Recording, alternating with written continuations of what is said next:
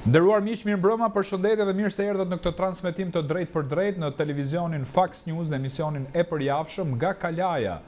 Një emision faktikisht që do të trajtoj vetëm një çështje ditën e sotme që ka të bëjë me ushtrinë shërimtare të Kosovës. Ç'po ndodh me UÇK-n? Sot ka mbaruar gjyqi në Hag dhe sigurisht që palët kanë dhënë interpretimet e tyre në raport me ato që quhen krime lufte. Por ajo që po gjykohet nuk është Serbia faktikisht për krime lufte, por gjykohet zinxhiri komandues i ushtrisë shërimtare të Kosovës. Janë 4 personazhe që janë atje, me Hashim Thaçin, Kadri Veselin, Recep Selibin dhe Jakub Krasniqin. Këta luftar të lirisë kanë marrë ditën e sotme një dam që mund të quhen tradhtar nga ana tjetër, ose gjakatar, ose njerëz që kanë shkuar deri aty sa që kanë bërë edhe transplant organesh. Pra, lufta për liri që ka bërë Kosova, ushtria shërimtare e Kosovës, NATO po doni, Shtetet e Bashkuara të Amerikës tani më është kthyer në një tabel qitje ku palët akuzojnë njëra tjetrën. Po ç'ne kjo përmbysje madhe? Çka ka ndodhur tani me gjeopolitikën? Ku është Shqipëria në këtë histori? Ku është vetë Kosova në këtë histori? A mjaftojnë vetëm disa protesta që organizohen në Prishtinë, në Tiranë apo në Shkup, apo qoftë edhe në Holland për këtë çështje, dhe cila duhet ishte strategjia e mbrojtjes së këtyre personazheve, sepse nuk bëhet fjalë për jetën e 4 personave. Këtu bëhet fjalë për damkosjen e luftës për liri që kanë bërë pikërisht këto të 4, po sigurisht edhe shumë tjerë, për herojnë që kanë dhënë jetën aty, dhe faktikisht herojt janë kthyer në tradhtar dhe tradhtarët janë kthyer në heroj. Pra agresori në këto momente kthehet në viktimë dhe viktima në agresor. Ata që akuzoheshin për krime lufte, ata që akuzoheshin për genocid dhe spastrim etnik, kujdes, jo e thënë nga unë, por nga presidenti i kohës në Shtetet e Bashkuara të Amerikës, Bill Clinton, sot na dalin sikur ne shqiptarët pra i kemi bërë dëm. Për diskutuar për këtë çështje, por edhe tjera që do na nxjerr debati, sepse secili nga të ftuarit tu ka një teori në raport me këtë gjë, unë kam ftuar 4 persona ditën e sotme, do jetë një emision shumë i veçantë, por gjykimin do jepni juve, duke filluar me në krahun tim djath kam aktivistin edhe veprimtarin e çështjeve patriotike Marnglen Doçi. Mirëmbrëma, faleminderit që je me mua. Mbrëma, faleminderit për ftesën. Në krahun tim të majt kam zotin Klajdi Bello, aktivist edhe ai. Mirëmbrëma Klajdi. Faleminderit për ftesën. Faleminderit që rikthehesh në studio. Kam gjithashtu regjisorin Kastriot Çipi. Mirëmbrëma Kastriot. Mirëmbrëma.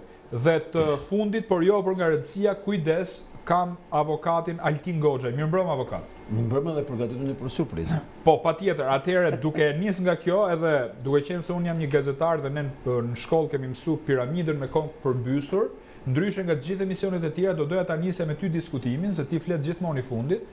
Faktikisht po të lej kohë fare. Do doja që t'jepja fjalën tani. Altin, nuk e di, a qëndrojnë gjitha këto që thashun, pra je dakord me parashtrimin tim, ndodhet sot Kosova, Shqipëria, lufta UÇK-s në një agresion në raport me, se kanë kërku nga 45 vjetë burgë, nuk janë pak.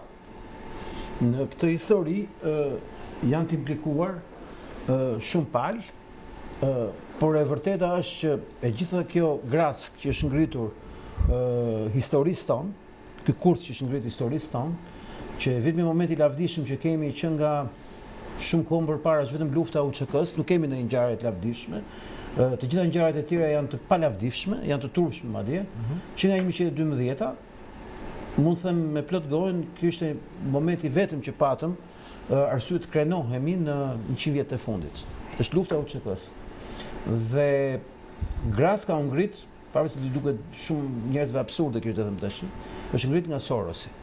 Po, unë këtu kam një dokument që doja t'ja tregoja publikut. Është faqja zyrtare Balkan Insight. Unë doja t'rregoj kameras, nuk e di a mund ta kapi kamerën. Patjetër. Kjo është faqja zyrtare Balkan Insight dhe kushdo mund të futet. Torture Camps in Albania është titulli.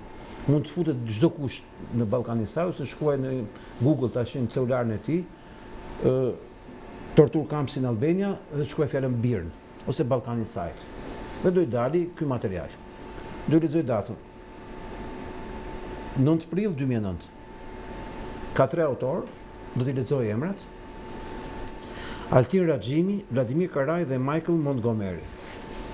Tani, ky Montgomery është një gazetar nga ato të Sorosit, pjesën e networkut që u diskreditua në Hag, që përfshinte edhe Fred Abrahams, ish drejtorin e Sorosit Shqipëri për mediat në vitet 90, dhe këta dy persona, Altini Haxhimi dhe Vladimir Karaj, janë dy gazetarë të Birnit, po Vladimir Karaj, për t'ia kujtuar publikut, është personi që gatoi çorbën për të nxjerrë mua njeriu më të rrezikshëm në Ballkan në vitin 2022, si ekstremist i rrezikshëm për Ballkanin në raport me Shqipërinë. Dhe kjo ishte në anglisht, dhe kur unë bëra gati ta çoja në gjyq Sorosin për këtë listë të zezë ku më kishin futur në nivel botëror, sepse ishte në anglisht dhe ishte për gjithë institucionet ndërkombëtare, materiali u fshi dhe ata shkruan një deklaratë zyrtare që refuzojnë të përgjigjen pse e kanë botuar dhe pse e kanë fshirë. Altini Haxhimi dhe Vladimir Karaj janë dy produkte të Fondacionit Soros, të Fred Abrahamsit, janë dy personazhe të cilët kanë gatuar për llogaritë Sorosit çorbën ose më saktë mashtrimin e madh, hoaksin e madh do ta quaja, të vilës së verdh, të trafikut organeve. Po. Në këtë dokument, Altin, që t'ja shpjegojmë publikut, Shtëpia e Verdh ka qenë gjoja një pretendim i Dick Martit apo jo? Po, jo. Të sqarojmë gjërat. Nuk e di kamera po të ndihmonte. Në këtu del që është para Dick Martit. Ky është dokumenti që ka përdorur Dick Marti. Ka përdor Dick Marti nga kjo. Këtu e ka marrë. Sepse tek referencat që bëri, domethënë tek raporti që ka bërë për ngritjen e gjykatës speciale, ajo është referuar edhe shumë mediave. Pra, jo shumë media, jo. Ta u shpjegoj se është njëre për gjithmonë. Po, vazhdo. Historia është e lidhur shumë ngushtë me historinë e Vitan Goxhait në vitin 2022, që e mbani mend që 2023 që e mbani mend që arrestuan apo jo. Po tjetër që mbani. Ishte një pengmarrje, nuk ishte arrestim. Ishte një veprim i paligjshëm në gjykatën e Hagës, sepse ai nuk bëri asgjë më shumë vetëm se nxori këto emra, dhe tha, nxori këtë dokument, tha që gjitha është një graske e përgatitur në Beograd. Pasi kjo media e Sorosit e ka zyrë në Beograd. Dhe këta e kanë bërë nga aja këzhëja. Të tjerët janë referuar këtyre. Investigimi i Gjoja është bërë nga grupi i gazetarëve shqiptar të Sorosit, Altini Haxhimi dhe Vladimir Karaj, të cilët shpikën një histori të pavërtet, sikur në Shqipëri, në një shtëpi cop-cop, pa asnjë lloj mundësie, që kishte bërë trafik organesh. Ju e mbani mend që erdhën ekspertë huaj dhe bënte vlerësime të gjakut, njollave etj dhe zgjetën asgjë. Por e vërteta është që po ti marrim gjërat me themel aty ku e kanë origjinën. Historia e Baltosis UÇK-s është një projekt i vjetër i mafjes Soros dhe unë do të kujtoj dy momente shumë të rëndësishme, fjalimin e George Soros në vitin 1999 kundër bombardimeve të NATO-s në Kosovë. Dhe e dyta, gjithë angazhimin e networkut Soros për të bërë pisë historinë e UÇK-s, sepse duke ofruar këtë koncesion anti-shqiptar, ishte mënyra se si Sorosi mund të vendoste një qasje pozitive dhe friendly në Serbinë dhe Beograd. Tani Altin, që t'i dhejmë kohë kësaj bisede, ju thoni që i gjithë ky proces ka ardhur si pasojë e Sorosit, i cili ka përdorur renegat nga Shqipëria që kanë prodhu këtë histori dhe ushtria çlirimtare e Kosovës ndodhet në këto pozita. Apo jo, që ta kuptojmë. Tu fillon. Si vazhdon? Pra, kanë shërbyer dhe njerëz nga Shqipëria për këtë histori. Ata e kanë ndërtuar kurthin themelor. Mbi këtë është filluar hetimi. Pra, disa gazetarë shqiptarë. Po, Vladimir Karaj dhe Altini Haxhimi. Okej. Tani, mbas tyre, del një emër që është Fred Abrahams, i cili është ftuar në gjykatën, është thirrur në gjykatën e Hagës dhe aty ka ngelur pa tekst për shkak të pyetjeve që është bërë nga avokati dhe ka dalë blof për mashtrimet që ai ka bërë. Dhe ka pranuar që ai kishte me të dëgjuar atë që kishte bërë raport sikur ishte vërtet. Pasi edhe i drejtonte një nga organizatat më të Sorosit. Tash i vazhdojmë. Vetë procesi i Hagës dhe vendi ku është bërë dhe njerëzit që janë qenë përfshirë, prap janë përfshirë njerëz të lidhur me Sorosin. Edhe vetë gjykata. Po. Edhe personi që Trumpi sot e ka në target, që bëri gjithë pislokun për katës, do e kujtoj që kur u arrestua Hashim Thaçi, ditën që do hypte në aeroplan për shkuar në Shtëpinë e Bardhë, po, për të firmosur marrëveshjen me Beogradin sipas kushteve të Trumpit, e cila ishte marrëveshja më e mirë që ka panur me sy Serbia me Kosovën. Ky prokurori që ka hetuar Trumpin, çfarë lidhje? Ky është ai që e ka bërë dhe këtë me këtë gjyq. Edhe arrestim. Pse u arrestuan këta? U arrestuan me urgjencë që të sabotojë marrëveshja në Bashkë dhe ishte një hakmarrje e Sorosit, për shkak se Hashim Thaçi, që ishte në marrëveshje për coptimin e trojeve të Kosovës, në raport me projektin e Fondacionit Soros për coptimin e Kosovës, bashkë me Ramën, duke gjetur tek Trumpi një avantazh të ri dhe u fokusua drejt Trumpit, po i thënë nërë pikërisht projektin përkatës për shkak se graviteti nuk mund të jetë ke Sorosi kur është Trumpi përballë, apo jo. Thith Trumpi, nuk thith magneti Soros. Dhe personi që ka ndërtuar gjithë kurthin ndaj ushtrisë shqiptare të Kosovës ka një emër dhe ky quhet Edi Rama. Edi Rama është personi që për të shpëtuar vllajën e tij në raport me Gjermaninë ka dorëzuar gjithë leadershipin e Kosovës, TUÇK-s, sepse vetë Rama është thjesht një ushtar i Sorosit dhe gjithë ky projekt ka qenë një projekt i Fondacionit Soros. Okay. Njerëzit mund të mendojnë që unë jam i fiksuar me Sorosin, unë ju referoj vetëm dokumentet. Jo, ti na nxorë dokumentin tani. Dakor. Marin Glen, do doja ta vazhdoja me ty. Pra gjithë sentencën time po dëgjova dhe avokatin, po du të fokusohem me një pikë tjetër, se avokati ka teorinë vet, pastaj do ta pyes ndryshe. Pra ai zgjidh Trumpi këtë histori dhe pse s'po shkohet te Trumpi që i thuhet kjo gjykata është politike dhe zgjidhet me mjete politike, po kjo do dalë gjatë diskutimit. Si e shikoni ju këtë moment, me që gjyqi mbaroi ditën e sotme, ata u deklaruan pa fajshëm, ndërkohë këta thonë 45 vjet burg. Natyrisht në mënyrë të pjesshme ndoqa edhe dëshminë e ish komandantëve, të cilët po gjykoshin sot nëpërmjet mediave, të cilat i transmetuan ato, dhe natyrisht që mendoj që kjo është një përbaltosje e luftës së legjendare, mund të themi, të epokës moderne të popullit shqiptar. UÇK-ja u ngrit për shkak të nevojës madhe. Nuk u ngrit UÇK-ja, domethënë si për shkak të trazirave që mund ishin të natyrshme në çdo shtet, në çdo vend, por u ngrit për shkak të nevojës madhe që po i ndodhte popullit shqiptar nën thundrën jugoslave. Natyrisht mbështes mendimin që e gjithë kjo vjen si një pra histori e krijuar për baltosjen e asaj çka mund të mund të jetë, si të themi, arma më e fortë e shqiptarëve për të kërkuar më pas edhe pretendimet e tyre historike. Natyrisht që prirëm besoj që influencat huaja, pra shërbimet huaja, mund të kenë ndorë edhe, pra siç mund të jetë edhe Sorosi, mund të ketë ndorë edhe ndikimin mbi raportin e Dick Martit të vitit 2011, që më pas solli, pra krijimin e gjykatës speciale. Mbaj mend të gjithë ato debatet politike të vitit 2015 mbi krijimin e gjykatës speciale, pra një gjykatë ndërkombëtare e cila do gjykonte për pretendimet ashtu quajtura për trafik organesh, për tortura njerëzore mbi popullata të huaja, etnike të huaja brenda territorit të Kosovës, siç ishin serbët, romët apo edhe popullatat etnicitete të tjera, dhe në të gjitha të rëmuj ne pam që edhe faktori politik ndaj në ata që ishin pro gjykatës speciale, pra kryesisht janë parti të cilat drejtoheshin po nga këta komandant, pra parti që kishin dalë post lufte, dhe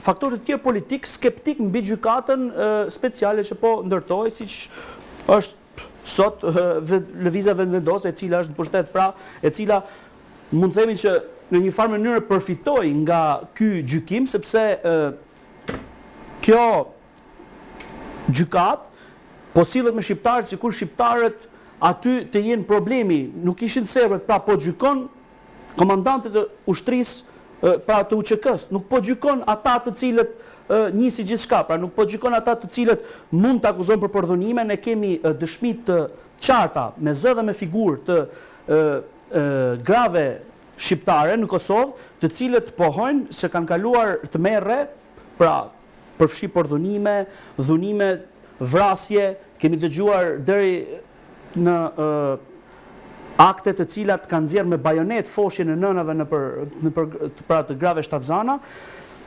Dhe çfarë ndodh sot? Kemi një gjykatë e cila u krijua me vullnetin politik të politikanëve kosovar e cila po gjykon shqiptarët për krime lufte. Krimet e luftës i ka bërë serbi, nuk i kanë bërë as luftëtarët, as komandantët e UÇK-s. Ne kemi prova të qarta, me dëshmi, me audio, të personave që i kanë kaluar këta, dhe ata kanë disa raportime, të cilët vinë në raportin e Dik Martit, ndoshta edhe nëpërmjet atyre gazetarëve, të cilët kanë qëllime të tjera, nuk kanë qëllime të nxjerrin të vërtetën, kanë qëllime të tjera, të shërbejnë UDB serbe apo shërbimeve të tjera, dhe çfarë ndodh? Gjykata speciale merret me komandantet e luftës çlirimtare të Kosovës. Okej, deri këtu jemi në parashtrim. Ndërkohë, Klajt, si e shikon ti situatën deri në këto momente? Deri në këto momente ku normalisht gjykata është tërheq për me dhënë vendimin, Atëre, më mbrëma njerë të panelit, më mbrëma të gjithve, më lejoni një në radhë të parë, për të uruar gjithë besimtarët muslimanë që nesër fillojnë agjerimin, qoftë një agjerim sa më i lehtë dhe i pranueshëm. Po e filloj në këtë prizëm sepse duke parë situatën në cilën fatkeqësisht ndodhet politika shqiptare. Pse po e filloj nga politika shqiptare? Po e marrim në rastin kur ish presidenti Thaçi, i cili tani më është një prej të akuzuarve dhe që ndodhet në Hag bashkë me 3 ish komandantët e tjerë që ju cituat më herët, kanë marrë përsipër një barë tepër të rëndë. Një barë tepër të rëndë sepse ka të bëj me luftën e UÇK-s. Ka të bëj me luftën e UÇK-s, por unë do ta shikoja nga prizmi çfarë po bën Shqipëria. Pra, në datën 17, në datën 18 shkurt, pra që ishte dje që përkon pikërisht që përkon 17 shkurt, që përkon me 18 vjetorin e çlirimit të pavarësisë Kosovës,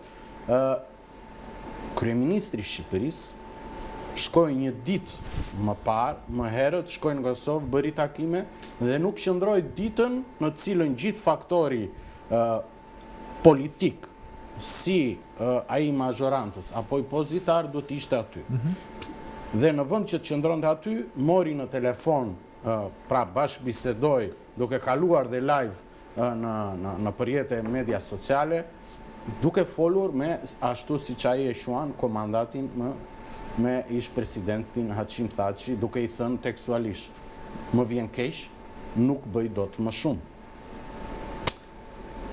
Unë e shoh pjesën në cilën Kosova ndodhet në një udhëkryq për pjesën e luftës së UÇK-s, pikërisht sepse nuk ka pasur një mbështetje nga Shqipëria, nga politika dhe në rastin konkret sigurisht që është mazhoranca. Ajo që është në pushtet prej vitit 2013, ajo që ka sabotuar Kosovën, ky kryeministër i cili ish kryeministrin Haradinaj donte e denoncoi. E hodhin gjyq. E hodhin gjyq. Dhe ç'a ndodhi? Pastaj e tërhoqi, duke marrë hartën dhe duke vendosur. Dhe sot thot që çfarë mund të bëja më shumë, duke qenë se u pompua Open Balkan, duke i bërë njerë Balkan një hapur, njerë Open Balkan, duke goditur mini Schengen i Balkanik, duke goditur Kosovën periodikisht, ndërkohë që komandanti të cilin ai e merr dhe e ngushëllon, ndodhej bashkë me luftëtarët e tjerë në burg, të cilët sot shprehën sigurisht odhën poshtë të gjitha këta akuzat të ngritura, të fabrikuara në laboratoret e Serbisë. Pra ju e shikoni problemin të Shqipëria në të rest, ke ky parashtrim i parë. Atëre, ky është parashtrimi i cili mendoj që Shqipëria, po ta marrim në analogji, Shqipëria e vogël, sepse duhet t'i kthehemi historisë. Shqipëria ishte ajo, përpos se ishte në regjimin komunist, Enver Hoxha ishte ai që në OKB bëri propozimin për të futur kinën në OKB. Ai ishte Shqipëria e vogël. Pra Shqipëria e vogël solli kinën në OKB. Apo ndodh që Shqipëria mos të kishte instrumentat, mekanizmat për t'i përdorur në mbrojtje të UÇK-s. Pra, për pos faktit në të cilën sigurisht që fatkeqësisht, dhe këtu është një citat prej një mikut tim i cili jeton jashtë shtetit që më ka thënë, shqiptarët atë që e fitojnë me pushk e humbasin kur ulen në tryez. Pse? Kjo është tezë e vjetër në fakt edhe e Serbisë, se thanë atë që humbë me luftë do ta fitojmë me diplomaci, po besoj se do ta trajtojmë këtë moment. Po. Kastriot, do doja edhe nga ti një mendim parë, si e shef në përgjithësi situatën me ushtarët e UÇK-s, komandantët, cilët ditën e sotme ju përfundoi gjyqi, u deklarun të pafajshëm, por kërkohet 45 vjet burg për të. Për procedurën, për akuzat, provat, mbrojtjen, unë nuk mund të komentoj, sepse nuk jam as jurist, as nuk e njoh dosjen detaje. Unë do ta kundërshtoja prej fillimit këtë punë. Pse? Kosova nuk duhet në asnjë mënyrë të krijonte një organ jashtë territorit vet, që t'i jepte këtë fuqi ligjore që i ka dhënë, të gjykojë qytetarët Kosovës, jo thjesht komandant, po qytetarët Kosovës. Nuk duhet të kishte dhënë një trupe të huaj gjykuese, të cilën nuk e kontrollon dot. Po thanë jemi të pastër. As e voton dot. Tha jemi të pastër, nga pastërtia ja dhën. Po bëj unë avokat në djallit, se unë kam njëjtin mendim me ty, po. Po s'duhet ta bësh pra sepse ja çfarë ndodh. Po. Dhe ironia e fatit është që pikërisht këta që janë sot në bankën e të akuzuarve dhe presin dënim të rënd atje, kanë qenë nga ata që kanë ngulur këmbë që të bëhet gjykata. Se për hir të vërtetës, vetëvendosja ishte kundër. Tani, përpara këtyre ka qenë Haradinaj. Haradinaj nuk guxonte të votojë si kryeministër se brenda javës i vinte thirrja. E mbani mend se sa herë kanë rrëzuar Haradinaj si kryeministër të Kosovës. Pra, duhet ishte mbyllur kjo punë me ato gjyqe që u bën me njëherë pas luftës. Nuk ishte pse të krijojë një gjykat tjetër. Ndërkohë që Kosova konsolidohej si shtet, krijonte kuadrin e vet ligjor, institucionet e veta, ndërkohë që ndihma ndërkombëtare në Kosovë konsiderohej me kalimin e kohës gjithmonë më pak e nevojshme, pra me që Kosova po rritej si shtet, kishte kapacitete shtetformuese, kishte kapacitete për të ndërtuar gjyqësor të pavarur, pse duhet ta bënte këtë gjë? Tani ajo që është bërë nuk shbëhet më në kuptimin që koha nuk kthehet pas. Por për mua Kosova është në kohë edhe sot ta tërheq me një votim në parlament, siç e ka votuar këtë ligj, ta shfuqizoj. Ligjin me cilin ja ka dhënë këtë jurisdiksion gjykatës të dhomave speciale. Po do dilte keq me Kastriotën. Keq në raport me kë?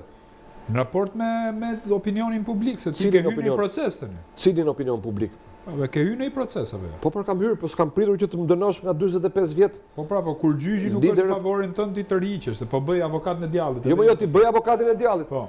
U po them më mirë vonë se kurrë. Populli i Kosovës njëherë parë herë s'ka votuar kurrë për këtë. Po. S'ka votuar as për konstitutën. Konstitutën e ka bërë parlamenti. Po. Ky parlament e bëri këtë është në kohë ta tërheq. Më fal. Ti e gjen zgjidhje vetëm nga Kosova. Ka ndonjë faktor tjetër që mund ta zgjidh këtë problem? Unë për çdo zgjidhje kërkoj formulën që është për kombin që e kanë kurris.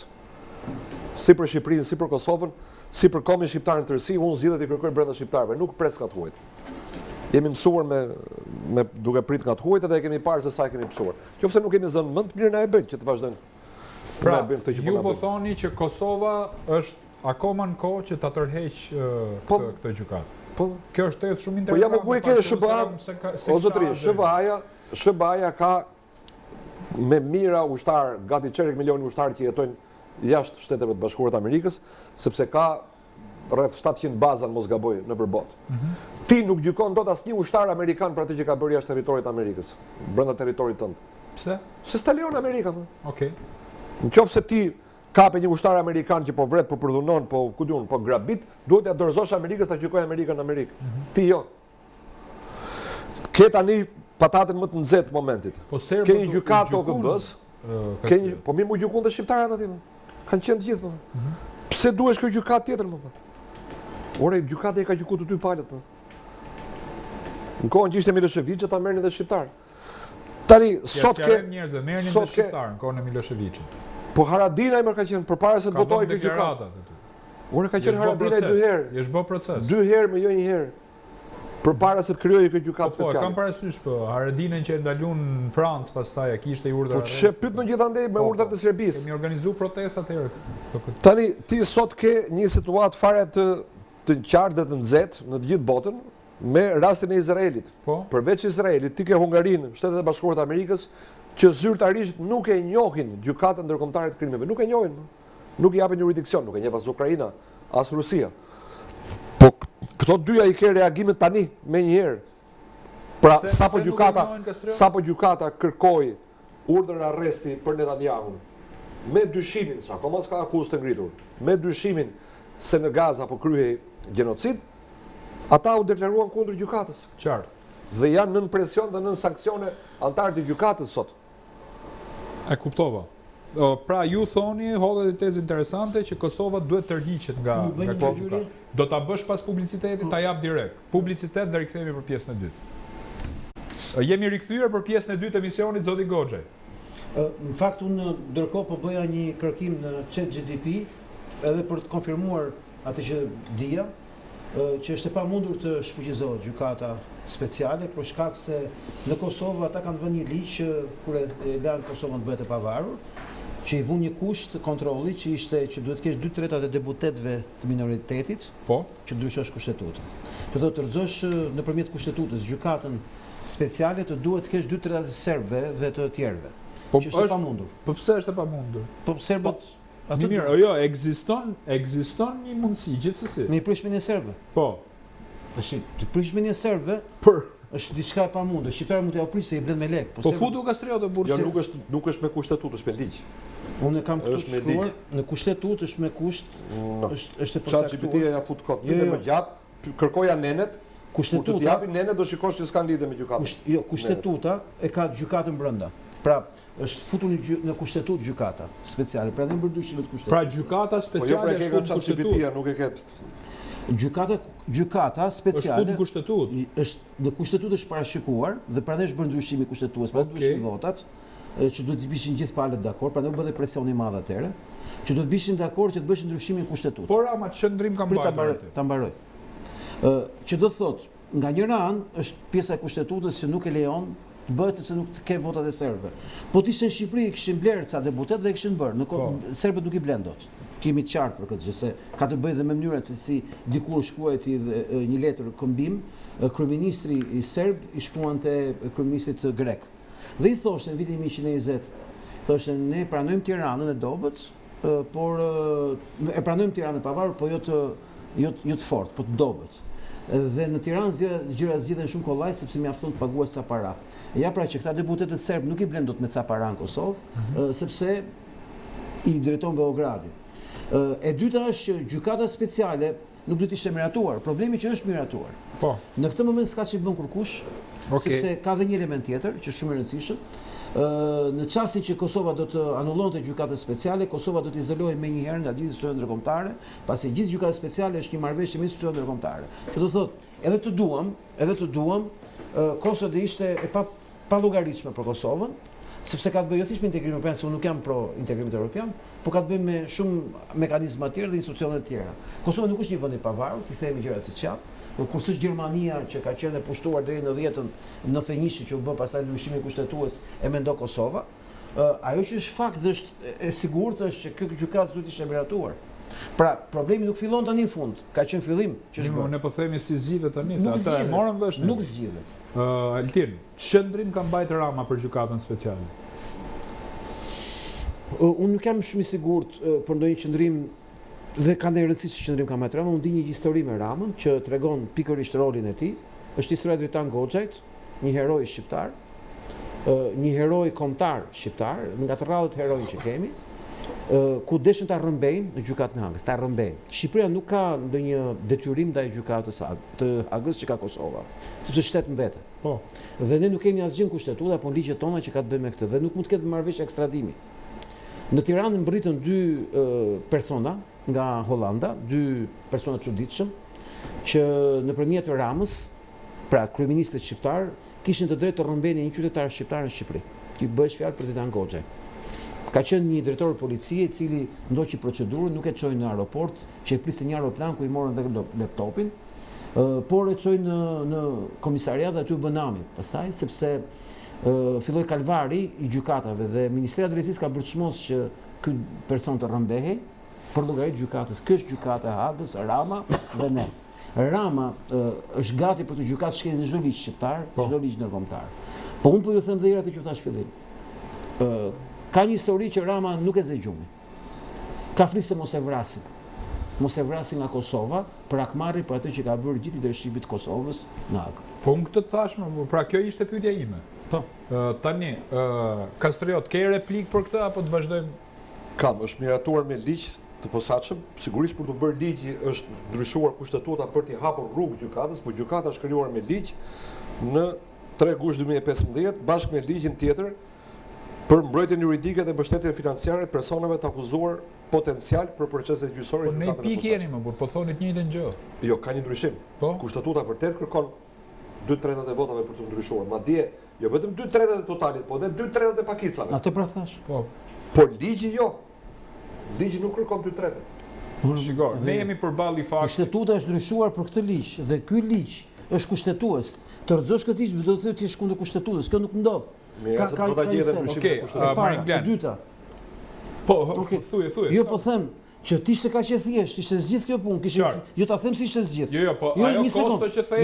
Jo, ta them si ishte zgjidh. Po ti ishte vërtet kjo që pretendohet. Do kishte pas një lëvizje të madhe në Kosovë për ta bërë këtë.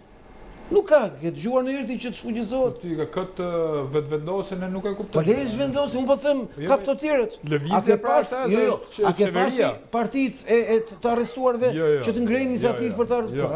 Po mirë, këtu sigur ka konsensus. Po jo mos është mundur, po nuk e bëjnë dot.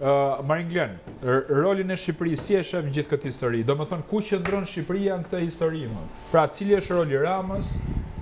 S'po themi për gjykatën speciale, po e shtrojnë ndryshe. Pra Rama, qeveria shqiptare, ka bërë diplomaci për me arrit, për me bind, domethënë, se shiko, kjo është gjykatë politike, ti jemi realist, domethënë, kjo nuk është gjykatë që do prodhoj drejtësi, kjo është gjykatë që po prodhon politikë, sepse unë du t'jap vetëm një rast, kam qenë gazetar në vitin tim të parë të punës, kur më ka ardhur një gazetar shqiptar për të konfirmuar atë që thot Altin Goxha dhe ka shumë drejt, dhe më ka pyet, a ke pati njerëz me përparëse të bardha që dalin në Dervend Krujës që merren me transplant organesh?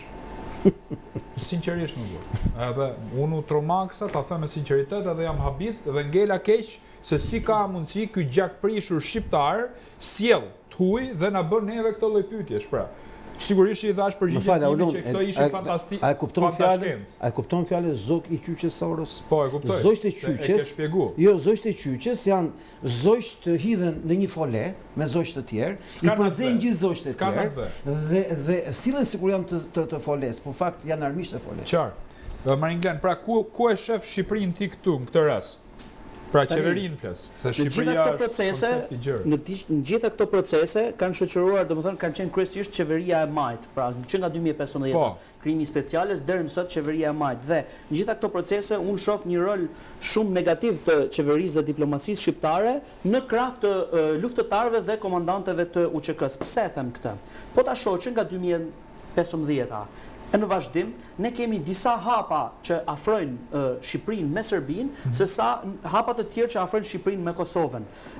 Unë mendoj që kjo gjykatë në radhë parë është krijuar për t'i bërë presion drejtuesve pra politikës të shtetit të Kosovës për interesat të cilat normalisht përputhen me interesat, po t'i shikojmë me sy të hapur, përputhen me interesat e shtetit serb.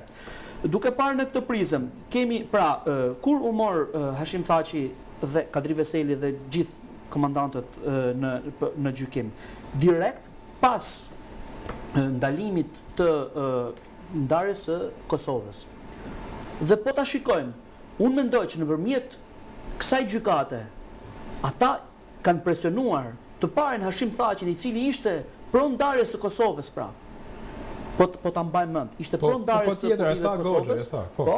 Dhe unë mendoj që nëpërmjet kësaj gjykate ata i kanë bërë presion Hashim Thaçit, pra me lirinë e tij, për të pranuar ndarjen e Kosovës. Nga ana tjetër kemi Shqipërinë, e cila me mini Schengenin ballkanik fillimisht, Open Balkan, se këta e kanë ndryshuar disa herë këtë termin, Open Balkan, mini Schengen, domethënë për të kamufluar dhe për të ikur sa më shumë qëllimit vërtet, e cila është izolimi i Kosovës dhe më pas përdorja e Kosovës, domethënë për ta bërë plaçk luftë Kosovën nëpërmjet një politike shqiptare që synon vetëm interesat personale të një klike mafioze, siç është klika e Majt në Shqipëri, pra që këtu bi dakord me avokatin qyqja e Soros, pra për Ramën dhe për shumë instrumentat e tjerë në qeverinë e Majt shqiptare dhe për interesat Beogradit, sepse këtu bashkohen gjitha. Këtu bashkohet, pra në Beograd, bashkohet politika e antikombëtare e Edi Ramës, bashkohen interesat e Sorosit dhe normalisht interesat e shtetit Pra serb dhe ju dhe jeni me tezën e avokatit, që në Beograd, domethënë avokati thotë që është mbledh Sorosi në Beograd, pra kjo është ideja. Për ta kontekstualizuar. Beogradi është zona filla e Sorosit në Ballkan. Po. Paktën më kaq njohuri sa ka tani. Më falë, Rion Velia në vitin 2003 është trajnuar në Beograd nga Otpori pa ka ardhur në Shqipëri. Pra ka ardhur nga Beogradi dhe Velia avokat. Më falë, të gjitha strukturat e Sorosit, zyrat i kanë pas gjithmonë Beograd. Madje aty është diçka Birni, që bëri Vilën e Verdh, e ka bankën, e ka borderon, e ka serverin në Beograd. Aty është. Okej. Për ta konkluduar dhe natyrisht unë shoh një politikë, pra një diplomaci shqiptare që nuk është në funksion as të mbrojtjes së liderëve të UÇK-s, as në funksion të absolutisht në rënje të lirë. Ai ka rënë në rënje të lirë dhe këtu për shkak të një afrimiteti ndoshta ose një pazari që mund t'i ketë bërë, pra flasim zhargonin popullor, Rama Thaçit, mund të kemi, pra nëpërmjet presionit të kësaj gjykate, mund të kemi këtë pra dakordsinë e Thaçit, mbaj mend në vitin 2020-2021 për ndarjen e kufive të Kosovës, pra për ndarjen territoriale të Kosovës. Klajdi, doja të bëja një pyetje, domethënë se këtu u hodh teza edhe nga avokati por edhe nga Marin Gleni që pra pyetja është kjo, në rast se do kishte ndodhur rishikimi i kufive të Kosovës, çfarë thanë këta, rikorrigjimi, se këtë Baton Haxhiu e hodhi si tezë domethënë, pra hodhi tezë shumë romantike. Pra kufit ishin ndarë gabim. Jo vetëm shkëmbimi i territorëve, korrigjimi i territorëve. Pra, kufit me luftë, po pra, ishin ndarë gabim me luftë, pra lufta ishte gabim, apo jo, dhe ishin ndarë kufit gabim dhe tani kanë ca njerëz që do i ndashin këto në tavolinë. Po të kishte ndodhur procesi i shkëmbimit të territorëve, a do ishin do ishte arrestuar Thaçi? Si e shikon ti këtë moment? Atëre, si që citua dhe më herët, ditën në cilën Hashim Thaçi ishte në fluturime sipër, po shkonte drejt Shteteve të Bashkuara të Amerikës në marrëveshjen e cila ishte përpiluar nga presidenti Trump, ai ju fletaj aresti duke u rikthyer në Prishtinë dhe siç dihet tani më prej 5 vitesh në Hagë, në burgun e Hagës. Mendoj se rikorrigjimi i territorit të Kosovës, të pos luftës të UÇK-s, e cila i kushtoi shumë jetë njerëzish, të cilën ne duhet ta përmendim, luftën e popes Adem Jashari, i cili bashkë me familjen e tij bëri një prej heroizmeve të cilat nuk ka historia njerëzore ta njohë, bashkë me familjen e tij, me familjarët e tij që ndruan 3 ditë e 3 net për të bërë ballë rezistencës, agresionit serb. Pra, në qoftë se ne do t'i rikthehemi historisë, fatkeqësisht do të shohim se siç edhe sot unë përmenda kryeministrin e Shqipërisë, i cili për interesat meskine të tij politike vendosi Kosovën në tryez për të joshur, për të treguar edhe megalomanin e tij se ai ishte faktor stabiliteti. Fatkeqësisht të njëjtën gjë ka bërë Albin Kurti. Mos ta bëjmë Albin Kurtin të shenjtë. Kur ka shkruar status Albin Kurti për Hagën? Duhet të jemi edhe të flasim gjëra të qartë. Kërkoheshin lek për avokatët e ish komandatëve të UÇK-s, sepse dihet që gjyshi, sidomos gjyqet për masave të tilla, në çmime që kalojnë miliona euro, sepse flasim për fashikuj, imagjinoni, kemi këtu për një ministre 20.000 dosje, imagjinoni për një luftë të tillë qa mund të flasim. Apo fabrikimet që janë bërë.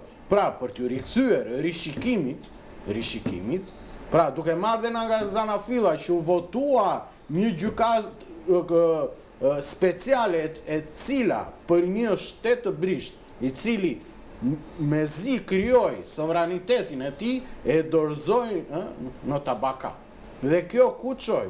Çoi që duke bërë përgatitjet e tyre për interesat personale, për të goditur kundërshtarin politik, në këtë moment Serbia gjeti pikën më të dobët dhe goditi politikën e Kosovës dhe duke joshur politikën e Tiranës. Pra ju shikoni një konspiracion midis Vučićit në këtë rast dhe Edi Ramës, apo? Po sigurisht. Kundër Kosovës. Kosova ka qenë plaçk lufte.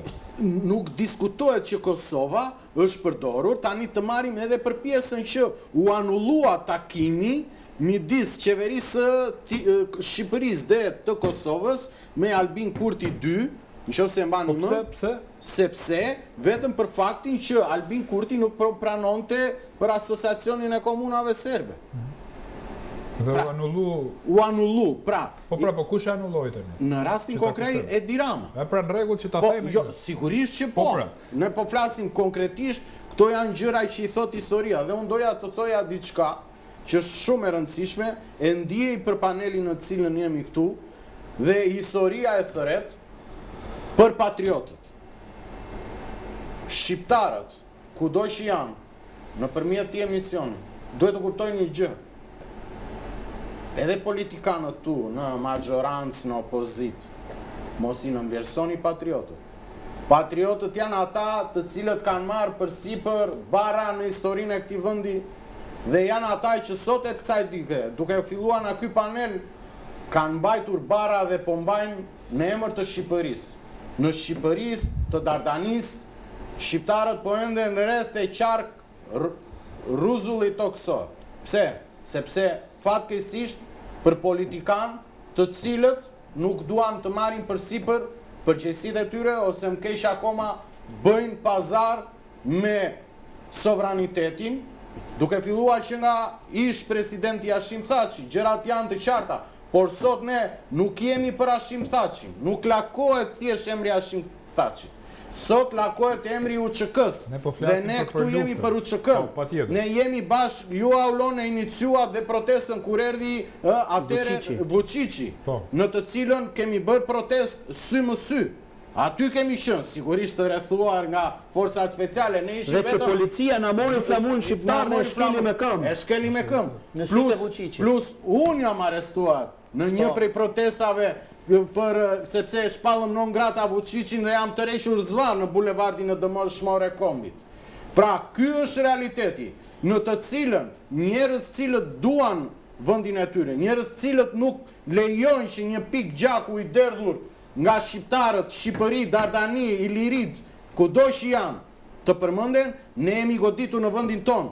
Prandaj, shqiptarët në radhë parë duhet përpishen të jenë të përfaqësuar nga patriotët. Nga njerëz që e duan vendin, nga njerëz që i dalin ballë sfidave dhe historisë. Tani, me që e preke, ne këtu, një pjesë e panelit, ka qenë organizatorët e kundërshtimit të projektit Mini Schengeni Ballkanik. Kemi bëm mbi 20 takime në qytetet ndryshme të Shqipërisë, kemi qenë edhe në Gjakov, edhe në Maqedoni, për të kundërshtuar pikërisht këtë çështje, një iniciativë faktikisht që dështoi.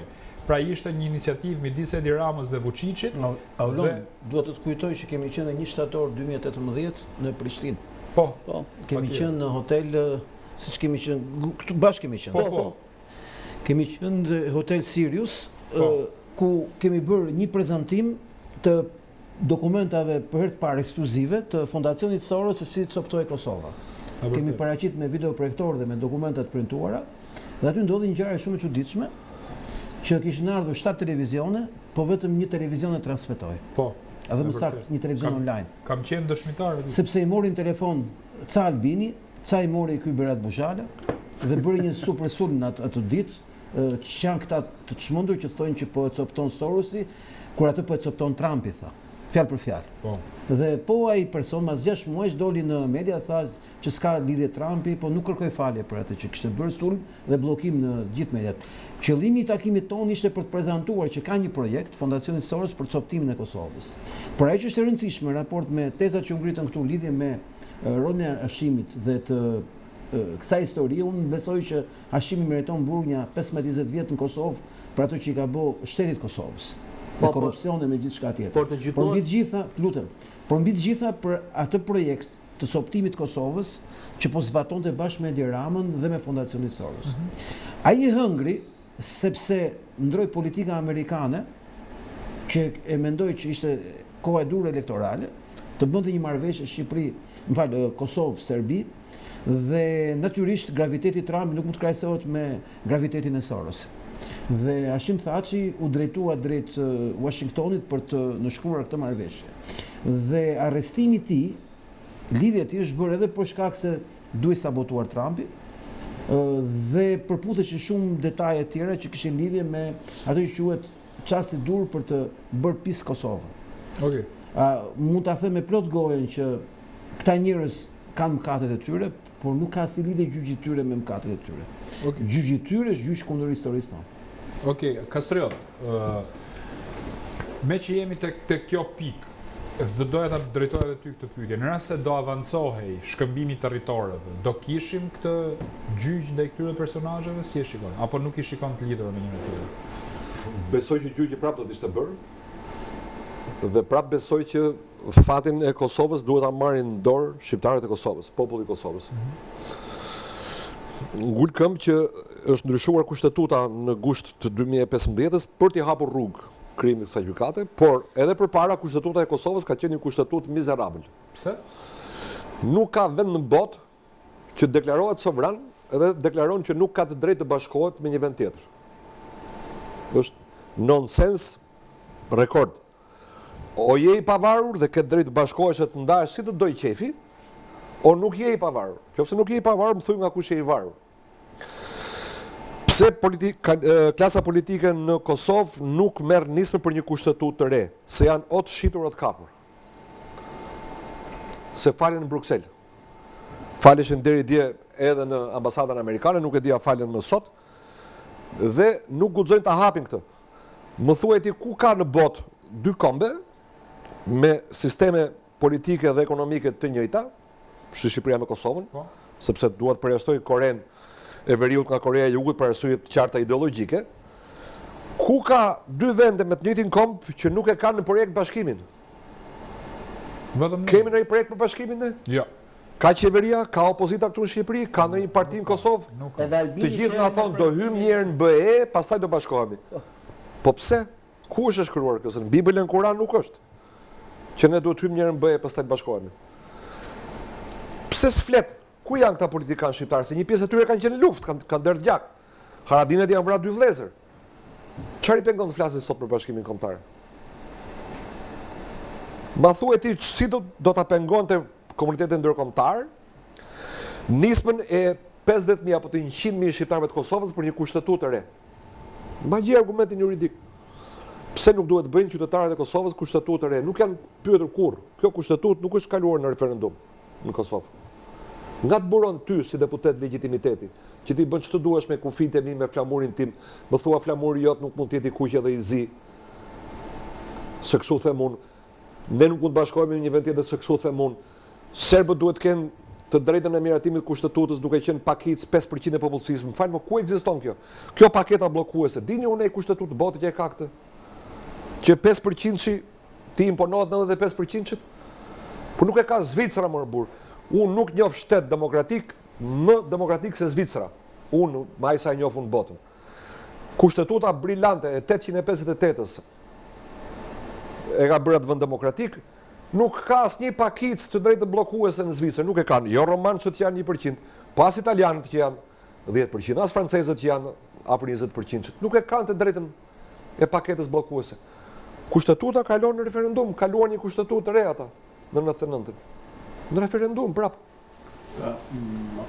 Ne dorëzojmë vetë sovranitetin, ne qytetarët u japim deputetëve Deputetët japin kryetarëve të partive, kryetarët e partive e japin presidentëve dhe kryeministrave të huaj, edhe pastaj themi ku shkoi sovraniteti. Ja, këtu shkoi. Këtu shkoj. Po. Okej. Te Kaja Kallas dhe Altin, von der pas Leyen. publicitetit dhe ja. Apo ke diçka të shkurtër? Altin. Okej, shkojmë në publicitet dhe rikthehemi për pjesën e tretë të emisionit. Jemi rikthyer për pjesën e tretë të emisionit. Altin kishi ndërhyrje se pastaj do të drejtoj pyetje. Po, unë kam këtë ndërhyrje që nuk mendoj fare se ekziston një problem me Shqipërinë dhe Kosovën me kushtetutën e Kosovës, sepse po t'ishte kushtetuta problemi, do i kishim kryer gjithë detyrat e shtëpisë, të gjitha palët.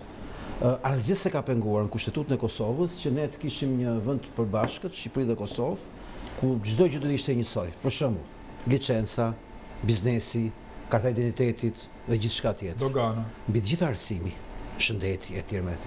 Unë di që për shembull Gjakova e trajton gjithë popullsinë e Tropojës si me qenë pjesë Shumë e drejtë. problemi qëndron që Gjakova dhe Tropoja janë bashku. Ne nuk jemi bashku. Pse nuk bashkohemi ne? Sepse nuk duan asnjëra palë.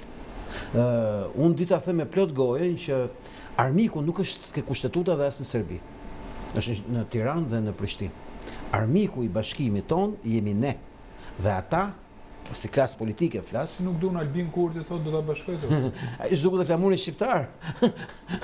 Albin Kurti është një misionar i Sorosit në Kosovë që ishte pjesë operacionit që u hap rruga duke arrestuar leadershipin aktual, atë që ishte në atë kohë të Kosovës, dhe Albin Kurti dhe Edi Rama janë dy arkitektët e largimit më të madh që ka pas njëherë Shqipëria me Kosovën në historinë e vet, nga viti 99 e këtej. Nuk mund ta mohoj dot faktin, pavarësisht çdo mendoj dikush aty thotë ky që ka me Berishën, që deri në kohën e vitit 2013 me qeverisin e Partisë Demokratike, kur s'kan qenë marrëdhënie më të mira Kosovë-Shqipëri dhe kur s'kan qenë më të këqija në reale, se ato që bënte Rama me thaçi ishin për të shkatruar Kosovën dhe nuk prodhonin asgjë që kishte lidhje midis Shqipërisë dhe Kosovës. Ka qenë në kohë e PD-s që ka pas marrëdhënie shumë të mira Kosova me Shqipërinë dhe kishte disa marrëveshje po funksiononin. Ne nuk do të kishim fare diskutim kushtetutën e Kosovës, sepse do kishte ngel e fundit, po të kishim heq doganë, po të kishim hequr gjithçka, çdo gjithçka. Do thotë që si në Prishtinë, si në Shëngjin, do ishte njëta gjë si me qenë shqiptar i Shëngjinit, apo nuk e përmend kot Shëngjin. E përmend se framin kishte qenë dhe porti i Kosovës. Po. Koncepti im është që neve nuk e kemi problemet e kushtetuta, ajo do kishte qenë e fundit fare dhe do ishte zgjidh shumë kollaj po të vinte dita që ne të kishim bashkuar, sa asgjë s'na pengon të bashkohemi. Asgjë, zero. Hiq ato kufit, hiq ato gjërat, le të kemi këto dy kushtetuta, një ditë bukur kanë humbur vlerën. Tani, Altin, me që jemi të kjo pikë, shiko, mund duket pak infantile, po unë e kam hedhë në tezë, domethënë në media tjera ku më kanë ftu. A mund t'i drejtohen shqiptarët presidentit Amerikës, Donald Trump, siç i kemi drejtuar domethënë 1913 në presidentave të tjerë, se këtu po vendoset në pikpyetje domethënë reputacioni jonë ndërkombëtar. Në rast se këta dënohen për krime lufte dhe Shqipëri pas kanë bërë trafik organesh, atëherë ç'a mbetet për neve? Pasojat do jenë të paimagjinueshme. Në gjykimin tim, siç e shikojnë, mund të ketë shtetet që do të shnjojnë Kosovën, do ketë shtete që nuk do i njohin me Kosovën, do kemi paragjykim neve si vrasës, si që merremi me organe etj. Dhe me që ky prokurori që ka përndjek Trumpin, ka arrestu dhe Hashim Thaqin këtë lloj forme, unë mendoj që mund të ishte të bënte sens që kjo gjykatë politike të zgjidhej. Këto janë elemente simbolik të sensibilizimit. Po patjetër, po ndikojnë shumë të. Nuk do ishim ne aktorë, do ishin shqiptarë amerikanët që mund ta bënin gjë të tillë për të kërkuar ndërhyrjen e Amerikës në këtë çështje. Po. Unë besoj që bëhet kjo gjë më. Për kjo është pyetja. Unë besoj që ne jemi të tradhtuar nga gjitha anët dhe ne jemi të shpërbërë, të shpërndarë dhe të pa koordinuar në të gjitha format e mundshme brenda Shqipërinë, Kosovë, në Amerikë dhe kudo tjetër, pasi e ka thonë Gjergj Fishta dhe ka shpjeguar këtë gjë. Si jeni ju shqiptarët siç na do hasmi. Po Altin, po unë domethënë po mendoj këtë gjë. Unë e di që ka shumë njerëz që po fërkojnë duart për dënimin e Hashim Thaqit, për motive politike, për ato që thënë se unë do mbull Kosovë për korrupsionin që ka bërë. Problemi është këtu tani. Ne këtu bëhet fjalë për një çështje më të madhe. Këtu bëhet fjalë për reputacionin ton. Dhe të shikoj këtë lloj me shtësie, domethënë nga ana e qeverisë shqiptare, nga ana e faktorit që ne duhet kishim një pak kombëtar. Qeveria shqiptare të bëj këtë gjë? Qeveria shqiptare zgjua kokën në raport me Amerikën. Qeveria shqiptare s'di ç'a të bëj. është në, do më thënë, qeveria. Pra, Altin që ta mbyll me ty, do më thënë, nesër Rama shko me taku Trumpin, kështu ka thonë. A mund t'ja thotë ai momenti që do jap dorën ora, shikoje se po dëno apo nuk. Ora më po them, Rama nuk e ze gjumi se ka frikë se do ketë një akmarrje nga Kosova se atje e dinë se si është e vërteta e rolit ti me arrestimin. Okej, Marin Glen, do më thënë te kjo pikë jemi, pra ç'pasoja do sillte për shqiptarët, jo vetëm për Kosovën, një dënim me 45 vjeta, me 4 vjet, nuk ka rëndësi sa vjet do japin. Pra si e shikon këtë moment Kosovës dhe Unë vazhdoj të qëndroj tezës time që kjo është një gjykat politike një anshme, e cila gjykon vetëm ushtarët dhe komandantët e UÇK-s, dhe mendoj që një dënim i këtyre komandantëve do sillte protesta dhe trazira dhe një politik të trazuar brenda Kosovës. Pra, ashtu siç e don edhe politika serbe, pra një Kosovë të trazuar. Ne jemi koshient që ata kanë tentuar edhe me mënyra pra terroriste për të trazuar Kosovën. Kemi rastin e Banjskës. Po. Pra vrasjes së policit, Afrim Binjaku. Dhe pra unë mendoj që të gjithë krahu i luftës do ngrihen në protesta normalisht për të reaguar për si të themi për dënimin e komandantëve të UÇK-s.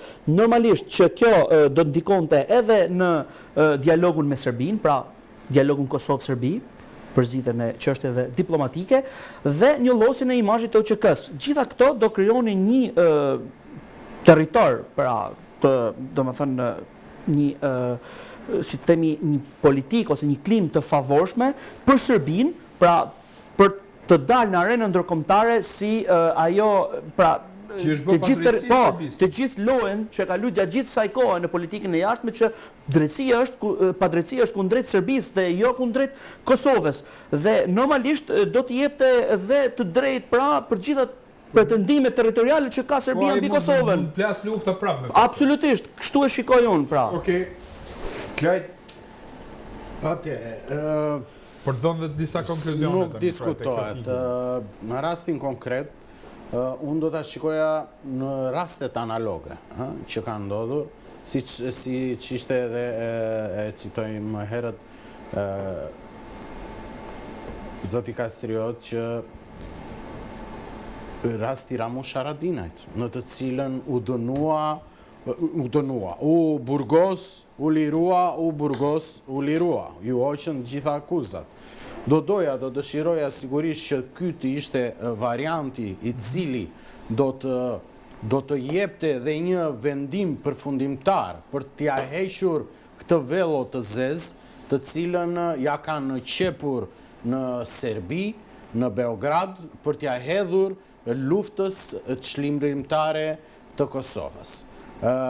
Uroj, shpresoj në momentin që do të merret ky vendim të jetë pikërisht vendimi i shumë pritur, vendimi që po mbart me vete ankthin e shqiptarëve kudo që janë, në trevat shqipfolse, në diasporë, të cilët sot më shumë se kur, siç tha dhe Mari Glendi, mund në rast të kundërt, mund të jepte një efekt të cilin asnjëri nuk do dinte se ku do të çonte. Pra, faktori shqiptar në rajon mund të krijonte një destabilizim dhe jam totalisht i bindur për këtë. Pse?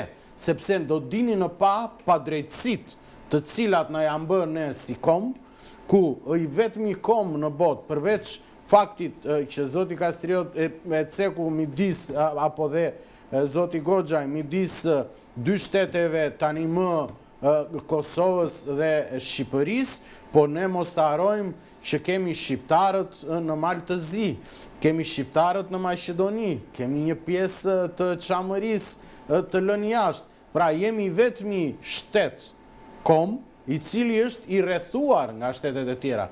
Dhe mendoj se një padrejtësi tjetër e sotshme që të bëhen në drejtim të UÇK-s do të çonte për të rishikuar nga faktori shqiptar, jo vetëm kufit, po do të nisnin protesta për të rishikuar sërish për të hapur çështjen shqiptare. Unë të paktën ky është këndvështrimi im që shikoj. Pra, Maringleni tha që do ketë protesta nga ata që kanë luftu, ti thu që do ketë protesta dhe trazira. Do shkoj më tej se ashtu. Për me bë një luftë tjetër për çfarë? Jo vetëm luftë, po do kërkohen të drejtat e mohuara të shqiptarëve. Drejtat e mohuara në Maqedoninë të Veriut. Sigurisht që po. Po, Medveç për shef Bujanovc. Po sigurisht që po, sepse kjo ku do të çonte që përveç faktit që ne kemi luftuar për të drejtën tonë, ju sot po na nxirrni kriminal. Na nxirrni kriminal.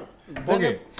Kastriot, do me thënë, jemi te kjo pikë. Çfarë do t'i sillte një dënim këtyre jo personazheve, po flasim për Kosovë, Shqipëri, për shqiptarët në përgjithësi, çështjes shqiptare, një dënim i tillë? Padyshim që do ishte një minus i madh, por ne edhe pa këtë jemi, mendoj unë, në pikën më të ulët që kombi shqiptar ka pasur ndonjëherë në historinë e vet. Pse? Sepse sot kemi përveç se një kom të ndarë që e kemi pasur për më shumë se 100 vjetësh. Këta thonë në shekulli shqiptarëve.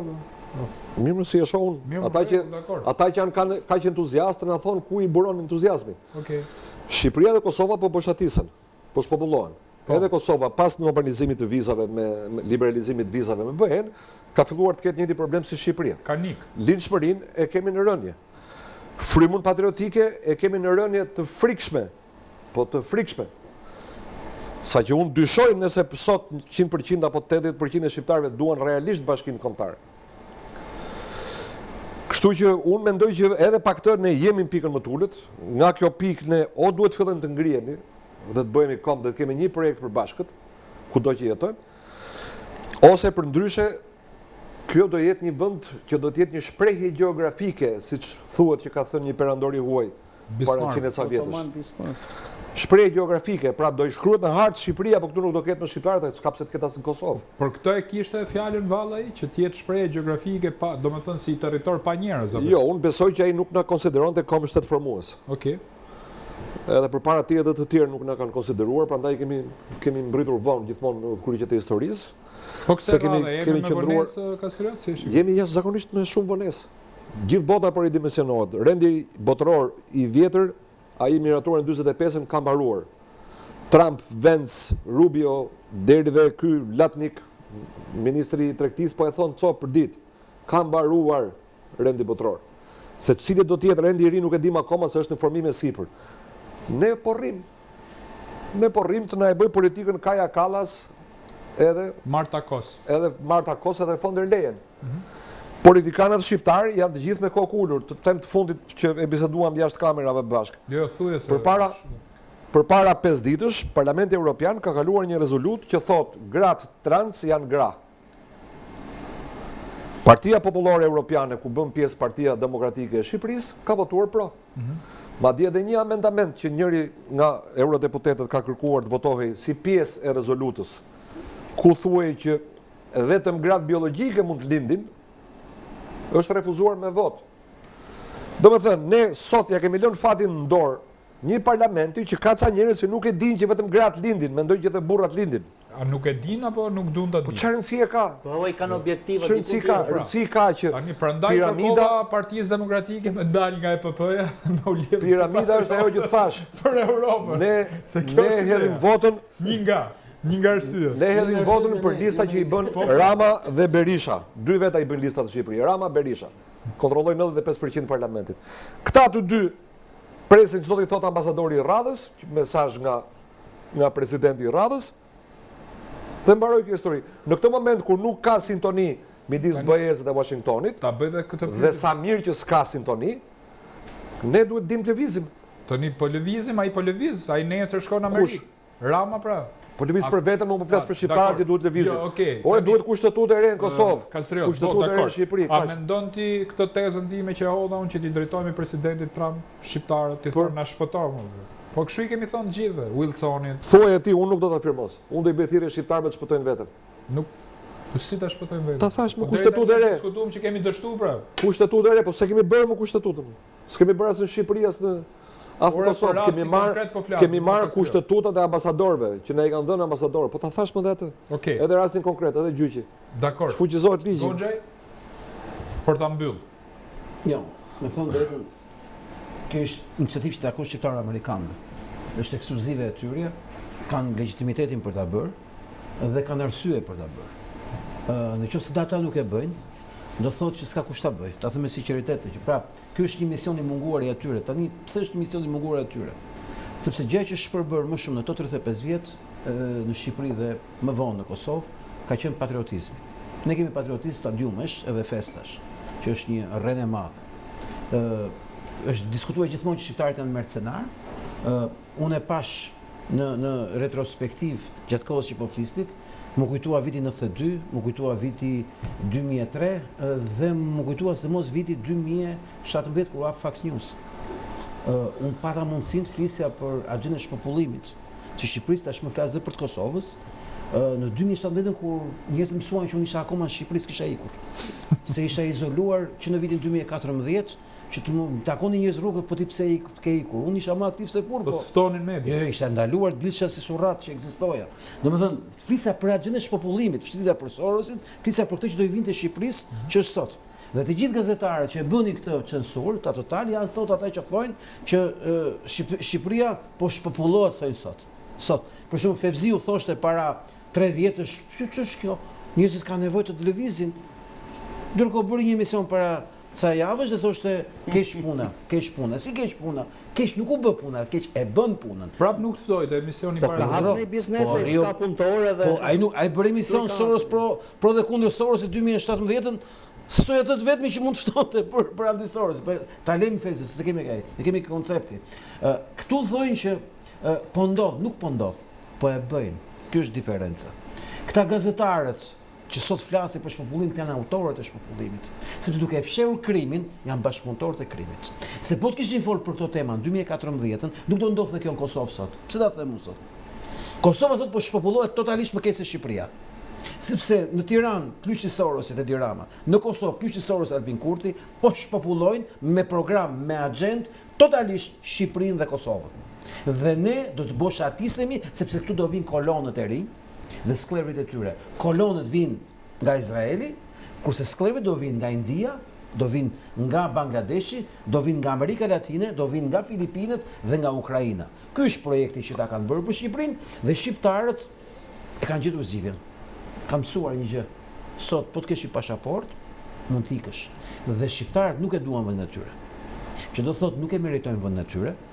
Edhe nga mënyra se sillen me vendin e tyre, edhe nga mënyra se sillen me politikën e tyre, edhe nga mënyra se si ata janë indiferent ndaj problemeve, edhe nga mënyra mbi të gjitha se si ata refuzojnë të shohin të vërtetën në sy, sepse ndihen mirë me botën e iluzioneve ku jetojnë.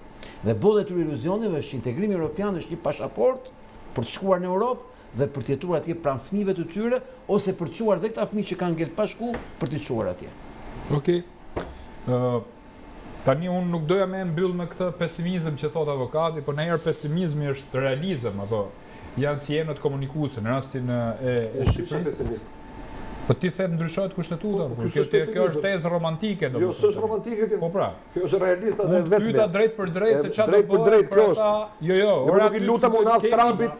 Ora kemi gjykatë që do marrë vendim o kastriot tani, do të bëj debat me mua. Unë po them kemi gjykatë. Ma bëre pyetje dhe përgjigje po ta theksoj. Kemi gjykatë që do marrë vendim. Po më le ta marri. Zgjidhja ta thash për cilat zgjidhje. Kushtetuta e re, unë nuk i lutem as Trumpit do jap vendimin ti thon kushtetuta prapë. Edhe po ti mendoj që gjykata do ta kthej, po ti thot Trumpi ktheheni mbrapa. Po, unë po, ashtu. Mirë, okay. Me çfarë mekanizmi?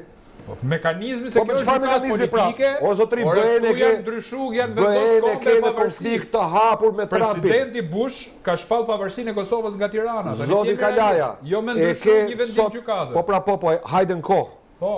Update filet. Sot që flasim, bëhen e ke në konflikt të hapur me Trumpin. Po. Por pothuajse çdo temë të mundshme. Dakor.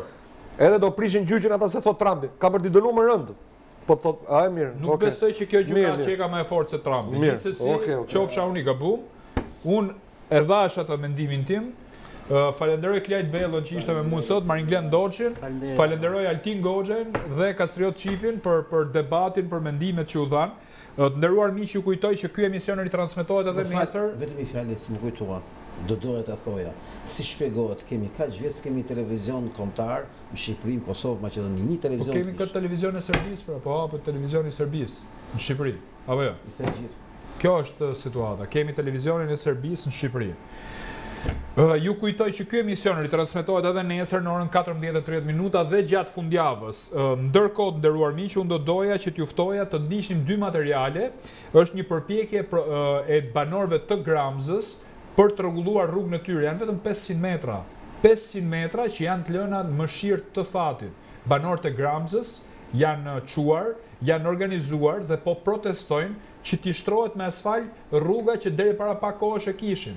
Për faktin që aty është bërë një rrugë e re, kjo rrugë sigurisht lehet në mëshirë të fatit. Janë quar këta banorë, kanë bllokuar rrugën dhe pa diskutim, unë kam shkuar aty për të bërë një reportazh nga afër për të parë se si janë gropat ku hy stoli brenda, apo për të parë vargun e makinave që nuk zgjedhin ta ndjekin këtë autostradë, po dalin nga kjo dalje pikërisht aty.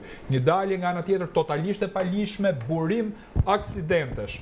Nuk janë pak, janë 3 fshatra, është Bregu Lumit, Gramza, është edhe Sukthi Vendas, por jo vetëm kaq, janë dhe fshatrat e Dervenit, Thumana, pjesa e Fushkryes që kanë një komunikim, të cilat vuajnë sot për këtë infrastrukturë.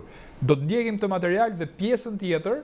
Kemi material tjetër ku në rrugën e Luzit, ku banorët janë quar për 5 protesta me radhë, ditën e sotme është shtruar më në fund, kujdes, jo me asfalt, por shtruar me çakull. Ti ndjekim këto materiale, natën e mirë. Kjo është situata, ja. Qytetari thot, si Kabul jemi botë, qytetari. Ju përshëndes gjithve nga fshati Gramës, njësia administrative Thuman, Bashkia Kruj. Jemi në rrugë kryesore, siç e shikoni. Është rruga që lidh veriun e Shqipërisë me Kushturin dhe me Tiranën. Kjo është pamja që vjen pas shpinës time. Ndërkohë po të themi nga ana tjetër, shikojmë se në çfarë gjendje mbetet rruga, kujdes, jo vetëm e fshatit Gramës, por e një zone më të madhe. Janë 3 fshatra që të paktën për çdo ditë banorët e këtyre fshatrave kalojnë këtu dhe ju duhet kalojnë pikërisht në këto gropa. Këtu jemi në fillim të rrugës, por në të gjithë gjatësinë e saj. Rruga është e tillë. Bëhet fjalë për fshatin Gramës, Sukthi Vendas dhe Bregu Lumit. Jo vetëm kaq, janë të gjithë makinat që zgjedhin të devijojnë pikërisht rrugën autostradën Thuman Kashar që dalin dhe nuk duan shkojnë drejtim Trinasit apo Tiranës, apo duan shmangin pagesën, dalin pikërisht në këtë lloj rrugë. Shikojmë. Sipas informacioneve që unë kam marrë, nuk kalohesh fare në këtë gropa. Kanë hedhë çakull, çka ka ndodhur? Çakulli i ka mbyll fillimisht gropat, por mbrëm kanë pas reshet të dendura shiu dhe ja ku është pamja. Dhe pyetja ime në këtë rast është, a janë barabartë qytetarët e Gramzës e qytetarët tjerë të Republikës së Shqipërisë? Ka rreth 1 vit që gjendja e rrugës është kështu. Çakulli është hedhur pikërisht 1 ditë para se ne të organizojmë protestën. E gjithë infrastruktura në Bashkinë e Krujës është në këtë lloj derexheje. Pra shikojmë se bëhet fjalë për 3000 banor parimisht, por shiko sa është vargu makinave këtu. Çdo ditë në çdo orë. Pra, kjo është situata e rrugës në fshatin Gramës të Bashkisë Kruj. Na nxin jetën, kjo është tek fjalë. Na nxin jetën. Kjo është situata, ja. Qytetari thotë, si Kabul jemi botë, qytetari.